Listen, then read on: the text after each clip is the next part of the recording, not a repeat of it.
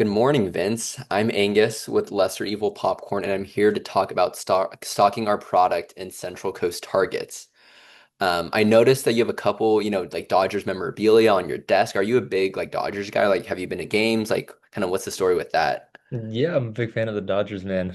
I went to the World Series. It was really For, amazing. for Yeah. sure, dude. No, I hear you. It's super exciting. I was watching from home, but I'm also a big Dodgers guy, and like whenever I go to the games, I always see, just a lot of people like enjoying popcorn as a snack. So I think, popcorn's kind of super popular right now, and I'd love to talk to you about stocking a premier popcorn brand at Target. How does that sound? Sounds great, man. Looking forward to it. Alrighty. Well, I just want to start off with some questions. I just want to know a little bit more about what you look for when you're selecting a popcorn brand to sell at your Targets.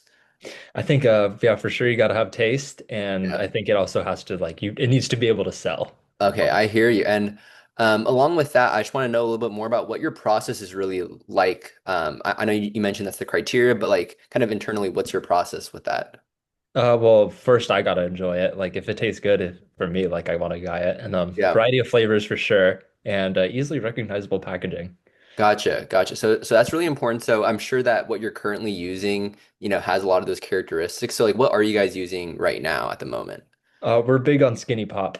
Gotcha. So what really, so like I'm hearing that Skinny Pop definitely has a lot of these characteristics, but like what specifically about them also stands out that makes you guys go with them as a vendor at the moment? A great taste, variety of flavors, and they just seem like a healthier option compared to a lot of other popcorn brands. Gotcha. So health definitely has an impact on sales for you guys. Yeah, absolutely. Gotcha. So I know you're here. I'm hearing there's a lot of things you like about working with Skinny Pop. Is there any frustrations you have or things that you would change with their product? Yeah, there's a trend of people wanting snacks without seed oil, and I feel like there's not many alternatives to that. So that's one of the bigger frustrations we have with Skinny Pop. Gotcha. And how's that frustration kind of impacting, your sales? Definitely declining sales as some customers have stopped buying it, especially want to be more Gotcha. health conscious. Gotcha. So maybe if there is a popcorn brand that, had a lot of those characteristics that you like about taste and good packaging and like had like a memorable kind of quality to it, while also kind of appealing to this healthy, niche that you were describing, would that be something you're interested in? Absolutely. Gotcha. So, you mentioned that taste is just a big feature for you guys. And, when we were surveying customers at grocery stores around the Central Coast, we noticed that a lot of customers say that they enjoy Lesser Evil popcorn more compared to Skinny Pop. So how's that sounding to you? Is that kind of selling you on the taste? Yeah, absolutely. That sounds great. Yeah, so definitely that it means that our product is performing better in some ways, um, in the biggest selling point that you've identified for a popcorn brand. And additionally, you mentioned that non-seed oil snacks is really important to certain customers, and that you've actually lost some shoppers because Skinny Pop uses seed oils. However, Lesser Evil uses coconut oil, which isn't a seed oil. It kind of fulfills this requirement that you're looking for a health conscious snack.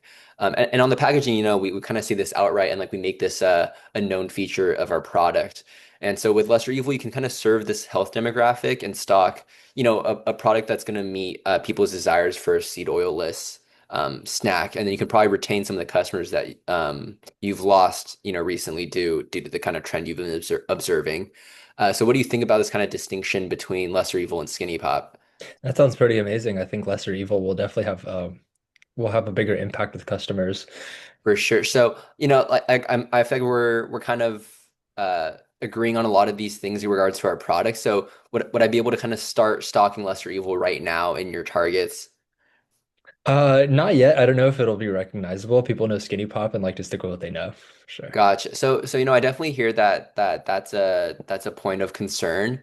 So I just want to make sure I understand what you're saying is that Skinny Pop has greater brand recognition compared to Lesser Evil. Correct. Gotcha. So I understand how you feel, and this is definitely something that we see with a bunch of other stores as well.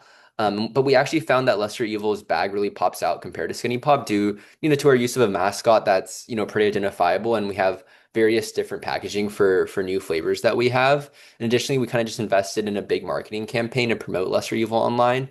So this is going to hopefully drive in more customers as well, and we're kind of rolling out a lot of this marketing material that we can also use in the form of displays that would help, drive people's focus towards Lesser Evil if we were to stock it with you guys. So does that kind of help answering the concern that you have? Yeah, that's super helpful. Thank you.